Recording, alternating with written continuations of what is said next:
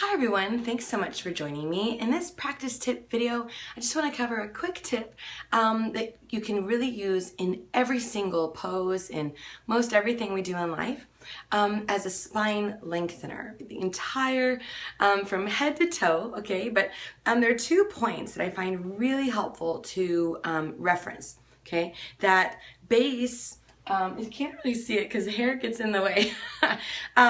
But that base of the skull, or that occipital plate, the place basically where our head goes from being round to caving in a little bit.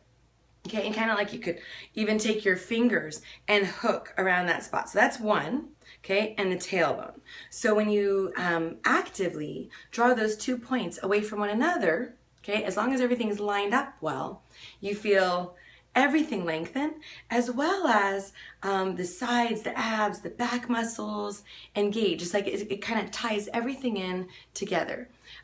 Sometimes I'm referencing the sternum and the sacrum, the crown of the head and the tailbone. Lately, it seems to be this plate here and the tailbone, okay? But a couple of key things when we're doing it. So I'm gonna go ahead and scooch back on the mat just to hopefully show you a little bit better.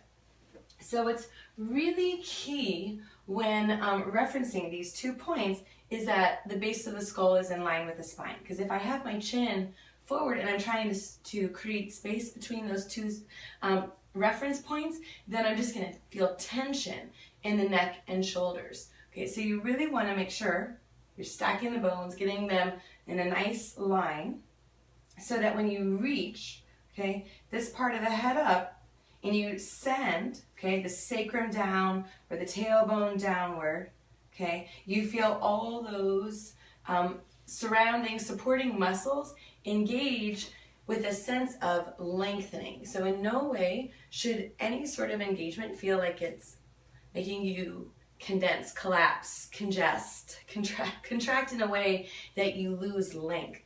Everything you do, you want it to enhance the space in the joints, the length in the spine, the space for the breath.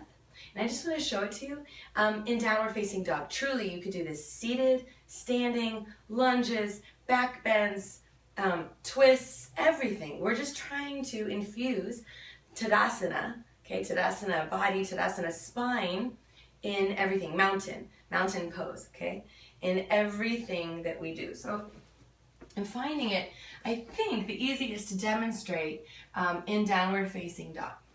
Okay, so in down dog, we're looking for the lower half of the body, the upper half of the body to create traction for the spine.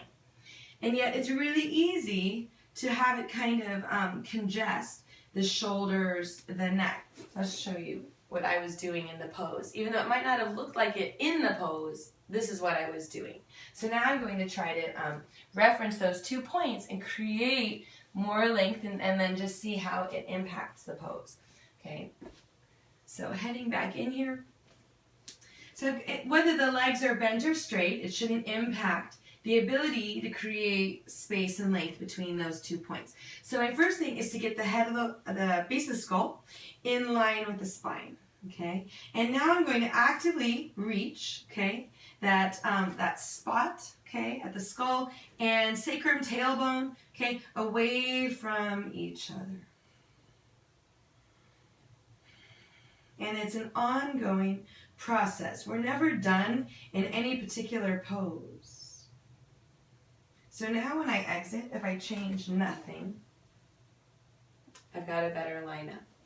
Okay, not here, right? They descended, but they're supported.